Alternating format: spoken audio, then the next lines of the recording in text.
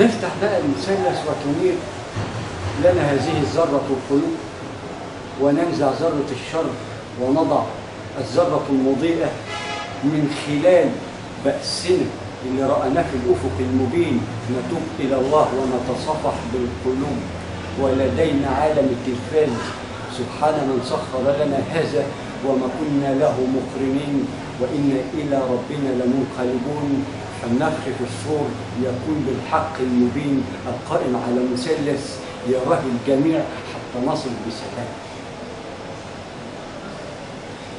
فترى المثلث عندما تكون أستاذنا الفاضل ضرب الزوجين الحرب والسلام، يليه أخانا في الدين، لأن الأخوة أهل الديانات إلى أن يرتقيوا، أو كل واحد على منزلته الكل، أفلا نكون عبادا شاكرين لكل مرة. فلا بد أن نكون راضين هنا قبل الجعزة. الفتح الثاني اللي هتوضع فيه الزوجين اللي انت وضعتهم هنا بمتضرب ايدك، هترى الواحد بايده اللي انت كنت محتار فيه بمشي العين برك البصر، هيجعل لك الالف مقياس، وعلشان تخترقه تضع واحد. الواحد ده هتبقى النفخة اللي هتعرض النفس، وإلا في رجوع يراها عند الاختراق.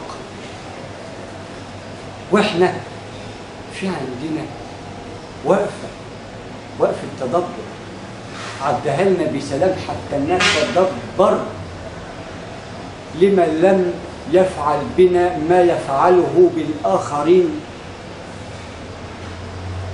ويجعلنا سبب لهدايتهم إلى الصراط المستقيم بالمثلث الكوني اللي من 7000 عام الأهرامات، حتى كان لما بيمشي بقى المثلث تحلل. اختار خلاص، وضعه لك مقياس، خلاص ما عادش موجود. ادالك دلاله بالزوجين وذره الجسد ثلاثه، وحطهم لك لمقلاد السماء الثلاث نجوم، اسمه ميزان السماء ان لم تعي الميزان. قسطاس مبين ولا تبخسوا الميزان. نختارق بقى ما نبخسوش، وصلنا للمثلث نواة الظلام. الاوان بقى نرى وجه الخالق، نتوجه ونتضرع اليه حتى نعرض بسلام، لان هيبقى فيه الروح والملائكه اللي انطلقهم حتى مطلع الفجر 60 70 فوق ال70 ته في ذره، وما قالش ان فيه مجره وجاي يحسب لها هنا، واداله حسبه بسيطه، واداله علم انه لا يؤود حفظهما، خد سبب واحد اقرا ما تيسر منه، بس افهم حرف واحد، حرف الالف اللي يشكل لك صراط مستقيم يحمل السبعه المثانه بداخله، ظل ذي ثلاث شعب، دخان السماء، ابيض احمر شموس ومجرات، اسود اراضين. مثلث تكتل ذري يعود بالنفع القائم على حجر سجين اللي بيؤدي لتكتل الحديد. وعندما يحدد بصرك ذره الحديد عادت للنشأة الأولى، الأم الكبرى الأحن عليها من اللي بيعملوا عتيد وغير راضي عنه رقيب النفخ، ولكن عندما نطلب الضلال يضلنا زي ما احنا شايفين. ففي مثلث الهداية أو مضاد، الإنسان بيقف أمام الله في مثلث.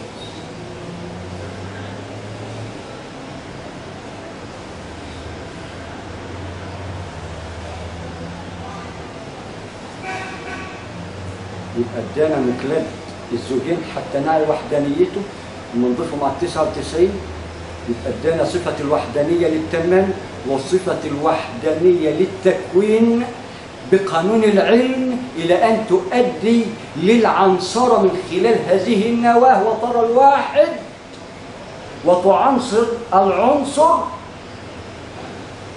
وترى الواحد في أول الخلق آدم وأدى إلى العنصر أمنا حواء، وأدى إلى الشعوب 7 مليار، وجعلناكم شعوبا وقبائل لتعارفوا. مثلث واضح وصريح.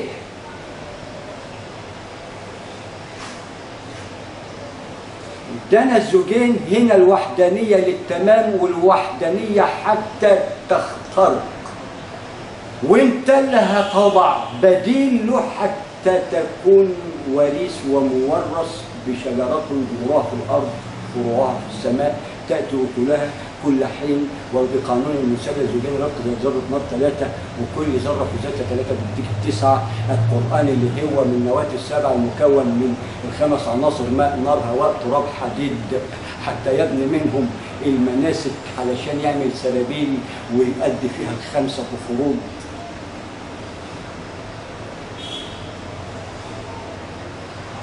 ويقدس فيها ويحرج فيها.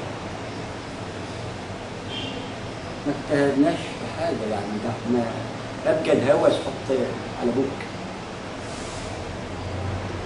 ما ولا يعود حفظهما، ده احنا ما اخترقناش نهائيا، مع اننا بيننا وبين الاختراق بقانون العلم القائم على الموقع الان مثلث نواه الذره واقع بها. عشان تعي قانون الريح اللي ملكه سيدنا سليمان ادانا ابعاده وقوانينه، ويرسوا عباده الصالحين اللي هيصلحوا بالارض بيملكهم هذا القانون حتى يكونوا هدايه للاخرين، مع ان احنا بنطلب من ربنا الهدايه لان ما فيش اعفرت من كده.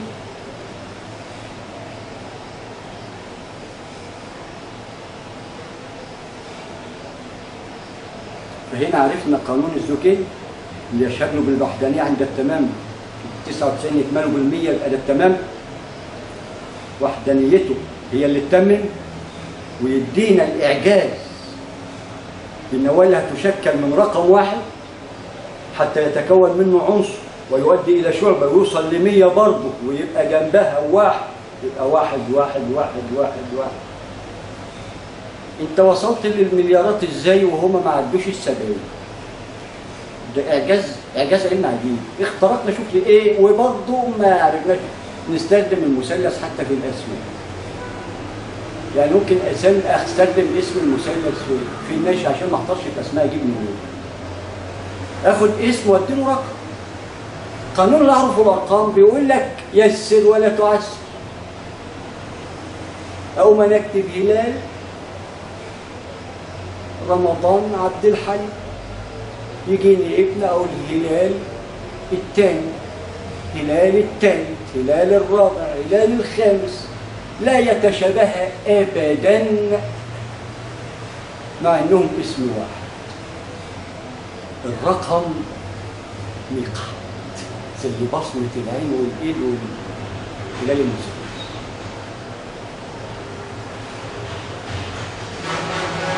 ما هو خير تختم بما كان مثلثك ايه خدها، مثلثك ايه خدها، وبيرضيك فيه قوي قوي قوي لان انت نسيت قانون الذره بقانون فرض كفايه شكلوا لنا نواه خلاصه ما انبأوا به خير ملائكه الارض والسماء حتى يكون لهم ميقات مبين وينزل فيهم قرآن على مثلث رقم 1 الروح زائد الملائكة سيدنا جبريل إلى أن يصل 3 النفس.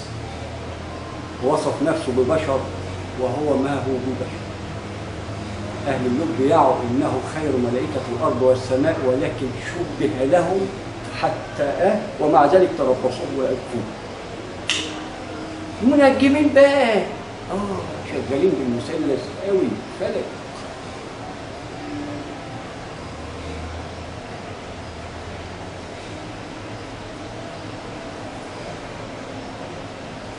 فادانا قانون الوحدانية عند التمام 100 والاختراق بواحد حتى نعرف أنه الواحد وينشق العنصر ويؤدي إلى شعبة يكون كمان من حطيت واحد 101 111 لأن بتبدأ بواحد بتنهي بالذرة اللي هو رقم 10 علشان الذرة دي اللي هينشأ منها الواحد، لأنها تتكون من النشأة الأولى، زوجين الرق زائد ذرة نار اللي كونت هذا المثلث المكون من بشر به خير وورقة وقلم. حتى يعني اقرأ، ما أنا بقارئ، لا ده القراءة ممكن تقرأ في السماء في الأفق المبين. إذا ما لقيتش معلم صالح لازم يدرس لك ب5 جنيه وعارف إن أنت مش تاكل، يا إما هديك على قفاك، فأنت خلاص ضاق بيك الحال. إذا كان علم كده يبقى ده مش علم، لأن العلم بيغني صح. حتى لو هيموت من الجوع يبقى ده رايح على مائدة السماء وصايم بقى، حتى يدينا الصيام مقياس شهر مفترج اللي بيحتفل بيه كل الديانات، بس كل واحد له طقوسه الخاصة اللي بيحتكرها عن التاني. من هفكر الذرة في المجرة وخليها زبادي، ما هو أصلها هي ربك خلاها قسطاس مبين ومعلوم ونور على نور، علشان نعرف بسلام بقى ليه حرم فيه القتال. ده في فك الكرب، ده هن خير الأربعة حتى نتدبروا كويس عشان نقرأ القرآن، عشان نقدر نعدي من حرف الألف نشكل فيه 7 المثاني، واستنوا القرآن اللي هيبدأ بالسبعة رقم 1 هيبدأ عنده 7 أيام جمعة، يديك 4 علشان يديك صفة التورث. الجمعة شكلت يوم يشكل عروس هذه الذرة، والكل يحتفل بالأسبوع كله كأنه مبارك. تمام العلم عندما تعرف الأسبوع كله مبارك. عشان كده قاعدين برضه نفتحوا، يعني قعدنا خدنا خميس وجمعة وسبت اجازه، وحد بنشاور علينا علشان برضه اخواننا والاثنين برضه علشان اول الازواج، والثلاثه اصل تكامل المثلث، والاربعه اصل التورث مسك المخده، والخمسه بقى تهفي الدائره المغلقه، السته هيرجع بقى للنشأة الاولى مستني فوق اصله من اهل الكهف، 7 حتى يعني انه هيعود لل7 المثاني اللي هو مكون منهم، 8 لان ده هو اللي مؤدي لحمل عرش الرحمن وبتاخد ثواب التحقيق وانت نايم، علشان كده بتاخد حسنات وصدقات. 9 ايوه انت سعادتك اللي نايم وما انتش واخد بالك ان الشغاله شغاله مع مرات عضله ديمومه وانت اللي مغفله. 10 ايوه هو الله القائم على مثلث نواه الذره النشأة الاولى، زوجين الرفق زائد ذره النار، حتى تعي ان له الوحدانيه بقانون الارقام. عدينا من 1 ازاي؟ ده منظوم، بعد ما تخلصها كده تمام 100% تحط عليها 1.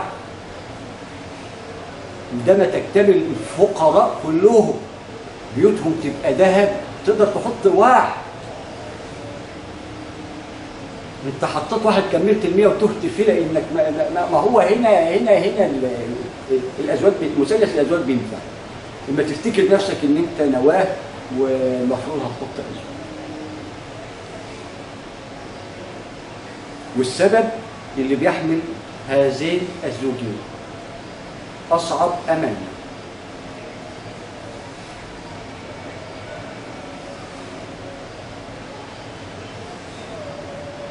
يبقى ضفنا الزوجين وإحنا اللي مرئي 3، يبقى إحنا جسدنا الواحد بمقياس ذرة في الأرض آدم، وتعنصر منه أمنا حواء شعبة 7 مليار ويضاعف في كم 7 مليار رحم. وكان خير علماء رحم ولا يعوا عنهم شيء مع مراعاة سك الإصرار والترصد. ألا إن المثلث في الأفق المبين جامعة معروفة تسمى جامعة هلال المثلث، لأن هلال المثلث يشكل قانون هلال الميقات ل30 يوم، ديانا 10 تنة وديانا 10 تنة وديانا 10 تنة، ولنا الميقات ومعروف الدرجات. الدركات للفئة الرابعة بقى اللي هم متمسكين بيها ومصرين شوف ما احناش طالعين. فأنا الأوان نطلع بلاش الآن، خلينا نقرا حرف واحد نعي منه شيء، ما هو الألف ده ما نعرفش عدي منه في كل ده منظور. فهنا بقى شهدنا بالوحدانية من خلال النشر يعني قبل ما تنشئ الشيء اللي هتنشئه لا يراك لسه، انت اللي هتكون صاحب التكوين.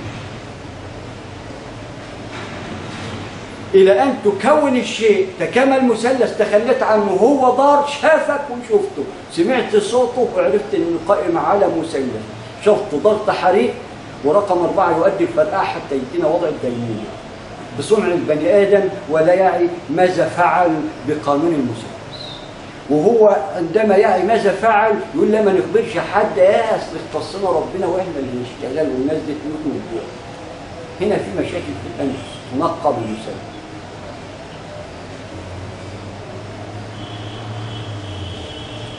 شهدنا بالوحدانية عندما يتم خلقنا للشيء.